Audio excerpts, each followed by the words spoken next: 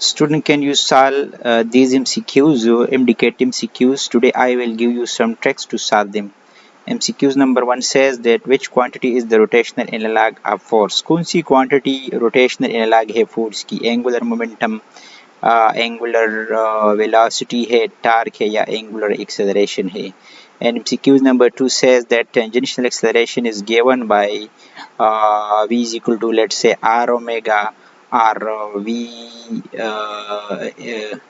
A is equal to R omega or V square divided by R, or R alpha, or I alpha. Which is the correct relationship for the tangential acceleration? आज इसी तरह के मज़ीद MCQs solve करने की हम कोशिश करेंगे। तो आज का जो हमारा टॉपिक है indicate crash course 2026 lecture number 17 में आज का जो हमारा टॉपिक है वो है relation between linear and angular variables. और आज के इस लेक्चर में हम डिस्कस करने वाले हैं definition, how to convert these linear variables into angular variables, important formula क्या है, डिफरेंट ग्राफ्स हम स्टडी करेंगे, इंडिकेट ट्रिक्स स्टडी करेंगे और इसके साथ साथ इंडिकेट MCQs भी सॉल्व करेंगे। तो मेरे साथ रहिए। चलो स्टार्ट करते हैं। अच्छा जी, अगर आप अपनी एवरीडे लाइफ में देखें तो हमारे पास कुछ लीनियर वेरिएबल्स है हमारे एवरीडे लाइफ में, जो कि जो उनके जो काउंटर पार्ट है एंगुलर वेरिएबल्स हो वो भी मौजूद है। फॉर एग्जांपल अगर हम एक कार की बात करें, कार है और वो रोड पे मोशन में है तो ये लीनियर मोशन में है, लेकिन अगर इनके व्हील की मोशन की हम बात करें तो वो रोटेशनल मोशन में है। इसका मतलब ये है कि अगर आप किसी गाड़ी, साइकिल या मोटरसाइकिल पे किसी एक पॉइंट से दूसरी पॉइंट की तरफ जाते हैं तो जितनी इसकी लीनियर स्पीड ज़्यादा होती है उतनी इसके जो पहिए है इसकी एंगुलर स्पीड भी ज़्यादा होती है। तो इसका मतलब ये है कि इन दोनों के दरमियान कोई ना कोई रिलेशन मौजूद है। इन लीनियर वेरिएबल्स और एंगुलर वेरिएबल्स में एक रिलेशन मौजूद है। आज हम इसी रिलेशन को डिस्कस करने वाले हैं। अगर हम सबसे पहले बात करें लीनियर डिस्प्लेसमेंट की, तो लीनियर डिस्प्लेसमेंट क्या है? The shortest directed distance from initial point two final point. अगर हम लेट्स से ए पॉइंट से बी पॉइंट तक, ये इनिशियल पॉइंट है और बी फाइनल पॉइंट तक है, एक स्ट्रेट लाइन ड्रा करें डायरेक्टेड डिस्टेंस जिसका डायरेक्शन हो फ्रॉम ए टू बी, तो इसको हम डिस्प्लेसमेंट कहते हैं। लेट्स से इसको डी से डिनोट करते हैं या एस से डिनोट करते हैं, बाज बुक में डी और इसके ऊपर एक एरो होगा, या एस से डिनोट करते हैं इसके एरो ऊपर होगा, या लेट्स से आर से डिनोट करते हैं लेकिन इसके ऊपर एक एरो होगा, और इसका यूनिट जो है वो मीटर है। एस आई यूनिट इसका क्या है? मीटर है। ठीक है। अगर हम डायमेंशंस की बात करें तो इसके डायमेंशन है एल। ठीक है। अगर नेचर की बात करें तो ये वेक्टर क्वांटिटी है क्योंकि इसका डायरेक्शन है from initial point two final point, तो ये एक डायरेक्टेड क्वांटिटी है, वेक्टर क्वांटिटी है। अब अगर हम एंगुलर डिस्प्लेसमेंट की बात करें तो एंगुलर डिस्प्लेसमेंट क्या है? The angle through which a body rotates. जितनी एंगल से एक बॉडी रोटेट करता है इसको एंगुलर डिस्प्लेसमेंट कहते हैं। फॉर एग्जांपल कोई बॉडी सर्कल में मूव कर रही है, इनिशियली ए पॉइंट पे थी और थोड़ी देर बाद वो बी पॉइंट पे पहुंची, तो इनिशियल पॉइंट ए जो है वो सेंटर ऑफ सर्कल के साथ इसका जो पोजीशन था ओ ए था और फाइनल इसका पोजीशन है ओ बी। इनिशियल पोजीशन और फाइनल पोजीशन के दरमियान कुछ एंगल यहाँ पे बन रहा है थीटा, इसी को कहते हैं एंगुलर डिस्प्लेसमेंट, इसको कहते हैं, और इसका सिंबल है थीटा से हम डिनोट करेंगे। इसका यूनिट है इसका कोई यूनिट नहीं है, सॉरी इसका यूनिट है रेडियन, इस आई यूनिट इसका है रेडियन, लेकिन इसको हम रिवॉल्यूशन में और डिग्री में भी इसको डिनोट कर सकते हैं। ठीक है। इसके दरमियान क्या रिलेशन है वो बाद में हम डिस्कस करने वाले हैं। नेचर की अगर बात करें तो अगर हम स्मॉल लेते हैं एंगुलर डिस्प्लेसमेंट तो एक वेक्टर क्वांटिटी है, और अगर आप लार्ज लेते हैं तो फिर ये स्केलर क्वांटिटी है। इस पे मैंने तफसील से पिछले लेक्चर में बात की थी। डायमेंशन के हवाले से बात करें तो इसके कोई डायमेंशन नहीं है, नो डायमेंशन। इन्हें इसको हम लिख सकते हैं L power 0 M power 0 T to the power 0, क्योंकि ये डायमेंशनलेस क्वांटिटी है। ठीक है। अच्छा जी, अब अगर लीनियर डिस्प्लेसमेंट और एंगुलर डिस्प्लेसमेंट के दरमियान रिलेशन हम डिस्कस करें तो इसका जो फार्मूला है वो कुछ इस तरह से, S is equal to R theta, ये एक रिलेशन है इन दोनों के दरमियान। एस जो है ये लीनियर डिस्प्लेसमेंट के लिए हम इस्तेमाल करते हैं और जो थीटा है इसको एंगुलर डिस्प्लेसमेंट के लिए यूज़ करते हैं। ठीक है। जबकि आर जो है रेडियस ऑफ द सर्कल है जिस सर्कल में ये बॉडी मूव कर रही है। तो एल क्या है? एस क्या है? लीनियर डिस्प्लेसमेंट है और थीटा क्या है, ये एंगुलर डिस्प्लेसमेंट है, जबकि आर जो है रेडियस ऑफ द सर्कल है। अब रेडियन क्या होता है, रेडियन की डिफिनीशन हमने इस तरह की थी, अगर हम ये वाला रिलेशन इस्तेमाल करें S equal to R theta, तो थीटा बराबर होगा एस डिवाइड बाय आर। ये रिलेशन हम तब यूज़ करेंगे जब ये एंगल रेडियन में होगा, ये वाला एंगल। अब अगर ये आर्क लेंथ एस और रेडियस आर आपस में बराबर हो, तो यहाँ पे जो एंगल बन रहा है उसको हम 1 रेडियन कंसिडर करेंगे। तो हम इसको डिफाइन कर सकते हैं कि F arc length S is equal to radius of circle R के बराबर हो, यानी S is equal to R theta हो, then angle is 1 रेडियन। तो जो एंगल बनेगा सेंटर के साथ वो 1 रेडियन के बराबर होगा, जबकि रिवॉल्यूशन भी एक यूनिट है एंगल का, और 1 रिवॉल्यूशन जो है वो बराबर है 360 डिग्री का, यानी एक कंप्लीट चक्कर अगर आप कंप्लीट करें एक सर्कल में तो इसको कहते हैं 1 रिवॉल्यूशन, और ये 2 पाई रेडियन के बराबर होता है। ठीक है, तो ये इनके दरमियान रिलेशन है, रिवॉल्यूशन और रेडियन के दरमियान और डिग्रीज के दरमियान। अब अगर लीनियर वेलोसिटी की हम बात करें कि व्हाट इज़ लीनियर वेलोसिटी, तो लीनियर वेलोसिटी को हम इस तरह डिफाइन कर सकते हैं, rate of change of angular displacement. अगर एंगुलर डिस्प्लेसमेंट में चेंज आ रही है तो इसको हम कहते हैं वेलोसिटी, इसको हम लिखेंगे ds डिवाइड बाई dt, और इसका यूनिट है मीटर पर सेकंड। इसका नेचर क्या है, वेक्टर क्वांटिटी है ये। इसके डायमेंशन क्या है, लीनियर वेलोसिटी है, तो l डिवाइड बाई t। ठीक है, अगर एंगुलर वेलोसिटी को हम डिफाइन करें तो हम इस तरह के लिख सकते हैं कि rate of change of angular displacement, यानी इसको हम इस तरह लिखेंगे omega is equal to D theta divide by D T. ठीक है, अगर यूनिट की बात करें तो है रेडियन पर सेकंड। अगर नेचर की बात करें तो ये भी वेक्टर क्वांटिटी है। डायमेंशन की बात करें तो रेडियन के कोई डायमेंशन नहीं है और टाइम के डायमेंशन है t, तो 1/t इसके डायमेंशन है। अगर रिलेशन की बात करें तो हम इस तरह लिख सकते हैं v is equal to R omega, और अगर वेक्टर की रिलेशन की बात करें तो हम इस तरह लिख सकते हैं v is equal to omega cross r, cross product of angular velocity and radius vector is equal to v के बराबर होता है। तो ये इनके दरमियान वेक्टर रिलेशनशिप है। इसी तरह अगर हम लीनियर एक्सेलरेशन की बात करें तो लीनियर एक्सेलरेशन को हम इस तरह डिफाइन कर सकते हैं, rate of change of linear velocity, कि लीनियर वेलोसिटी में किस तरह चेंज आ रही है, और इसका फार्मूला है a is equal to D V divide by D T. और अगर यूनिट की बात करें तो इसका यूनिट है मीटर पर सेकंड स्क्वायर है, और नेचर की बात करें तो ये वेक्टर क्वांटिटी है, और डायमेंशन की बात करें तो l divide by T to the power 2 है। ठीक है, अब अगर एंगुलर एक्सेलरेशन को डिफाइन करें तो rate of change of angular velocity को हम डिफाइन करते हैं एज एंगुलर एक्सेलरेशन, इसको अल्फा से डिनोट करते हैं, उसको इस तरह लिखते हैं D omega divide by D T, और इसका यूनिट है radian per second square. Nature इसका है वेक्टर और डायमेंशन इसके है 1/t स्क्वायर, क्योंकि रेडियन की कोई डायमेंशन नहीं होती। अगर रिलेशन की बात करें तो हम लिख सकते हैं a is equal to R alpha, अगर इसको टेंजेंशियल एक्सेलरेशन भी कहते हैं, इसके साथ एक t लिखते हैं, क्योंकि एक और एक्सेलरेशन भी मौजूद है जिसको हम सेंट्रीपिटल या रेडियल एक्सेलरेशन कहते हैं। ठीक है, तो ये टेंजेंशियल एक्सेलरेशन है, और इसका जो वेक्टर रिलेशनशिप है वो इस तरह है, alpha cross r is equal to tangential acceleration है। ठीक है, और जो सेंट्रीपिटल एक्सेलरेशन इसका एक और नाम है रेडियल एक्सेलरेशन, भी इसका नाम है रेडियल एक्सेलरेशन।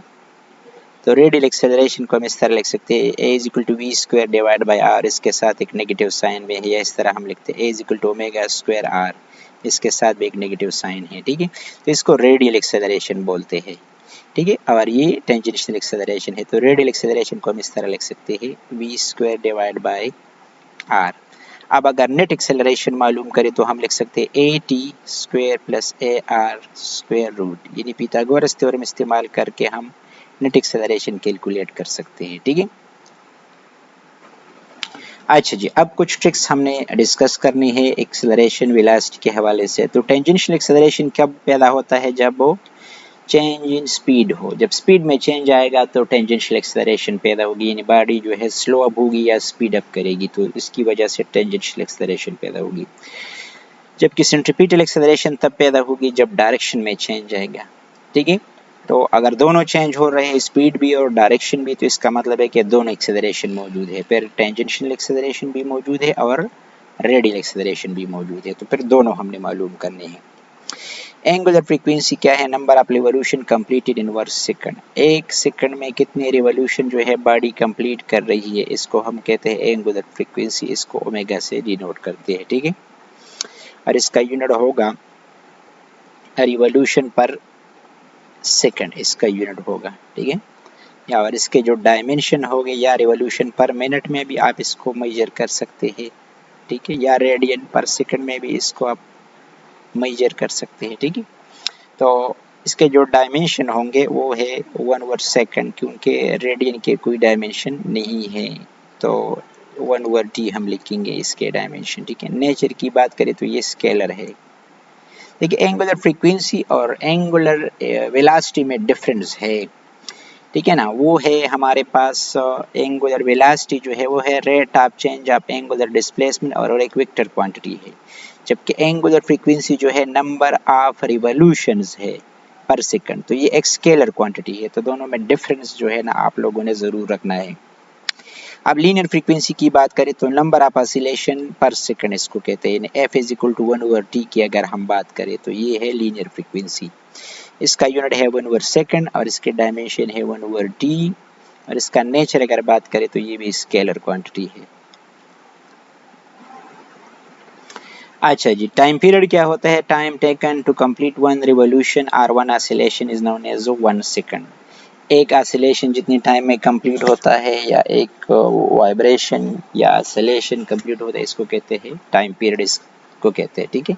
इसका रिलेशन अगर लीनियर फ्रीक्वेंसी के साथ हम तलाश करें तो t is equal to 1/f के बराबर होता है reciprocal of frequency. Angular frequency के साथ रिलेशन डिफाइन करें तो 2 पाई डिवाइड बाय ओमेगा है, ठीक है। और इसका अगर हम ग्राफ स्टडी करें, इसके इंपॉर्टेंट ग्राफ, तो पहला हम ग्राफ स्टडी करेंगे एस वर्सेस पहले एस वर्सेस थीटा के एक क्रॉस हम ग्राफ स्टडी करेंगे, यानी एंगुलर डिस्प्लेसमेंट और लीनियर डिस्प्लेसमेंट के दरमियान ये वाला रिलेशन अगर आप देखें, S is equal to R theta, ठीक है। तो अगर हम दोनों साइड को थीटा से डिवाइड करें तो S divide by theta is equal to R के बराबर है। यानी अगर हम यहाँ पे एंगुलर लीनियर डिस्प्लेसमेंट ले लें और यहाँ पे हम एंगुलर डिस्प्लेसमेंट ले लें, उनके दरमियान ग्राफ स्टडी करें, तो इसका जो स्लोप होगा वो रेडियस के बराबर होगा, ठीक है। क्योंकि वर्टिकल एक्सिस पे हमने लिए हुआ है एस और हॉरिजॉन्टल एक्सिस पे हमने लिए हुआ है थीटा, तो इसका जो ग्राफ स्लोप होगा वो बराबर होगा रेडियस के बराबर होगा, ठीक है। अच्छा, दूसरा ग्राफ है v वर्सेस ओमेगा के दरमियान अगर हम ग्राफ स्टडी करें, अगर एक साइड पे हम ले ले लेट से v और दूसरी साइड पे हम ले ले लेट से ओमेगा ले ले, ठीक है। यानी v is equal to r omega वाले रिलेशन ले ले, ठीक है। और इसका हम स्लोप कैलकुलेट करें तो स्लोप जो है वो बराबर होगा, सॉरी यहाँ पे हम v डिवाइड बाय ओमेगा, बिल्कुल, तो v डिवाइड बाय ओमेगा जो है ये r के बराबर होगा। नहीं, इस ग्राफ का स्लोप भी हमें देता है रेडियस ऑफ द सर्कल देता है, ठीक है।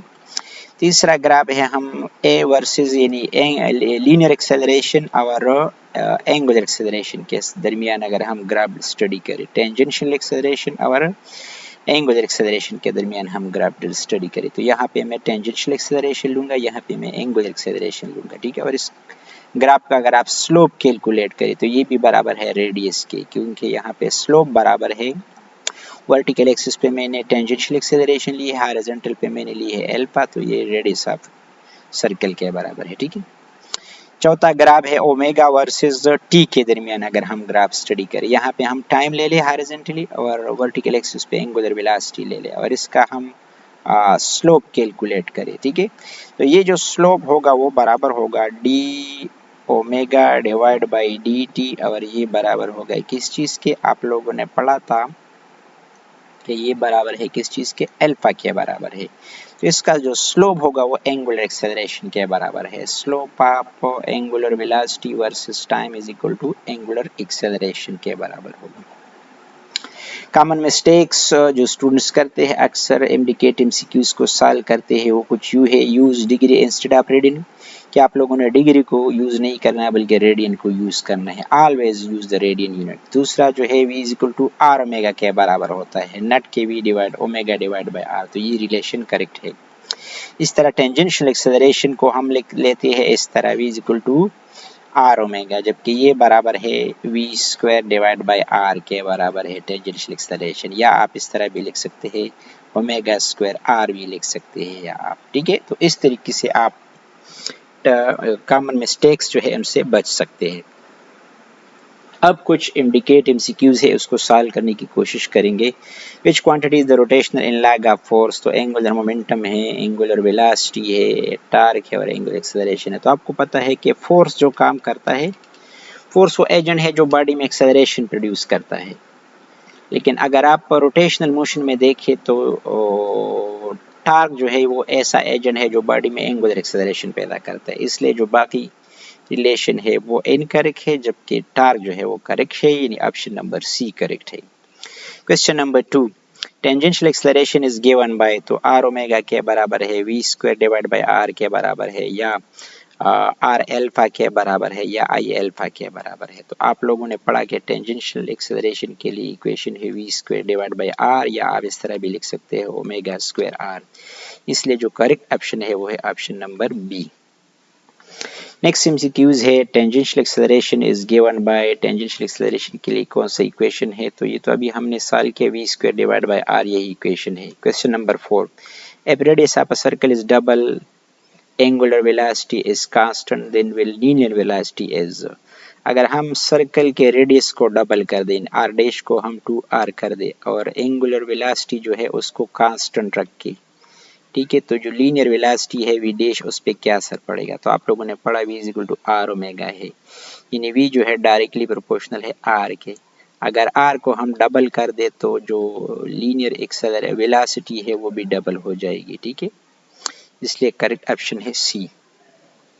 Question number 5, all points on a rigid body has the same, अगर कोई रिजिड बॉडी है वो रोटेट कर रही है तो इसके लिए कौन सी चीज़ जो है, कौन सी क्वांटिटी सेम रहेगी, लीनियर वेलोसिटी सेम रहेगी, एंगुलर वेलोसिटी, लीनियर एक्सेलरेशन या एंगुलर एक्सेलरेशन। तो एंगुलर वेलोसिटी जो है वो कांस्टेंट रहेगी। रिजिड बॉडी वो होती है जिनके एटम्स के दरमियान जो डिस्टेंस है वो ना इंक्रीज हो ना डिक्रीज हो मोशन के दौरान।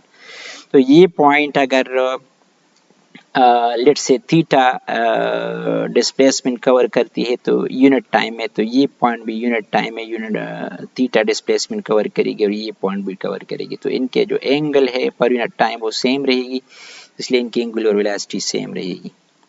और लास्ट क्वेश्चन है, a wheel has a radius of 0.5 metre rotates with 10 radian per second, linear speed इसकी क्या होगी। तो आप लोगों ने पढ़ा v is equal to R omega, इसमें वैल्यू पुट करे 0.5 जो है इसका रेडियस है और 10 जो है इसकी जो है एंगुलर वेलोसिटी है, तो ये आपस में कैंसिल, तो 5 मीटर पर सेकंड जो है, इसलिए करेक्ट ऑप्शन है नंबर सी। तो मज़ीद इसी तरह के जो एमडीकेट लेक्चर्स है उसके लिए सब्सक्राइब करें फिजिक्स हब को। Thank you so much for watching.